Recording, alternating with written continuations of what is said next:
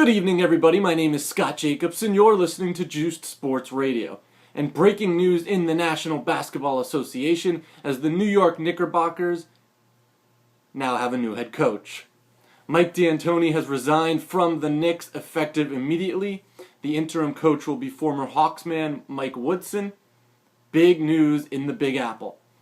Look, the relationship clearly wasn't working. The Knicks have lost 6 games in a row.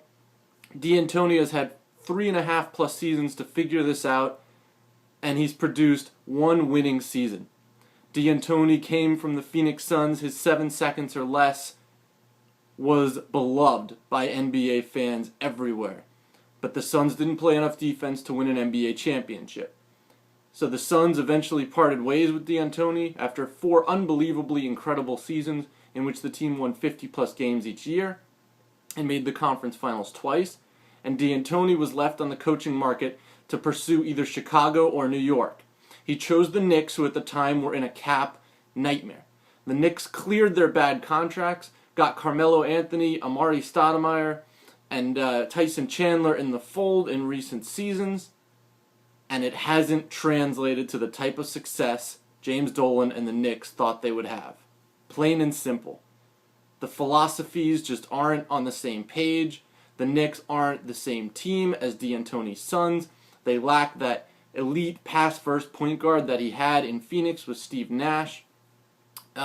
We see what Nash is doing in Phoenix right now, even with a complete lack of quality, powerful offensive players in Phoenix.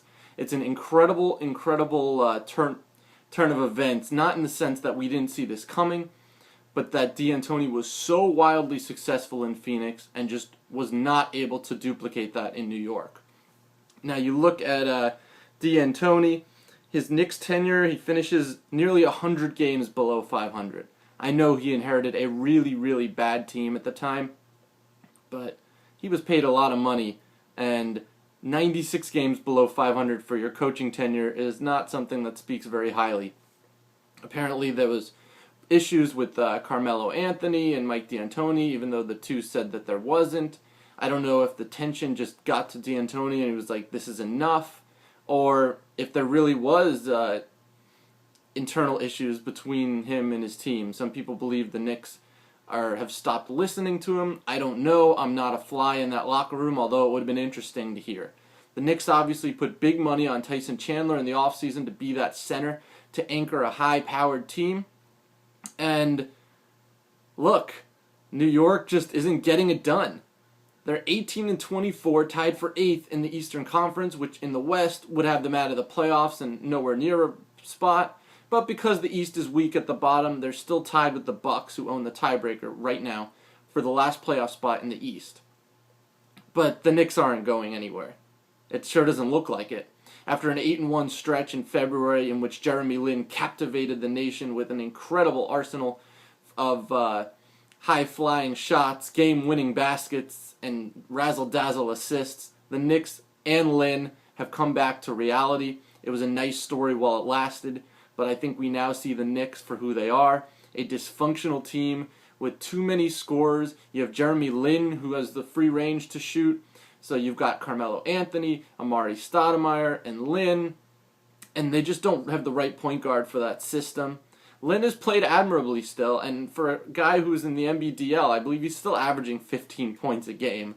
I mean, there's nothing wrong with that. But we were putting him on a ridiculous pedestal at earlier in the year when he was having his unbelievable stretch, and I think Linsanity has died down significantly. Now, as far as Carmelo Anthony, he said as recently as the other day that we've got to stick together and that he had no interest in being traded. And here we go. I don't want to be traded. No, no, no. I'm tired of hearing it in regards to trade rumors that were circulating about. Well, he's probably not going to get traded, but the Knicks haven't stuck together because D'Antoni is gone. So Mike Woodson takes over. He was pretty successful in Atlanta, so it's not to say that he can't get the team's act together. He's a different type of coach. But I think the Knicks really thought this D'Antoni marriage would work, and it fails horribly, really. I mean, as I said, 100 games below 500, that's bad. That's really bad. So was D'Antoni's system the reason the Suns won in Phoenix, or was it really Steve Nash running his system? I think you're going to see a lot of people saying that today. I still believe D'Antoni is a very good coach, but the lack of defense that the Knicks play and the fact that they don't have that many great defensive players. And you look at Amari Stoudemire, he is not what he was last year. Last year he felt he was the flow of the offense went through him. Now he's sort of just in the middle of no man's land. Carmelo Anthony's getting shots, Jeremy Lin's taking a bunch of shots, and lost in the middle is Amari Stoudemire, who is still scoring, but his points aren't as significant as they were last year.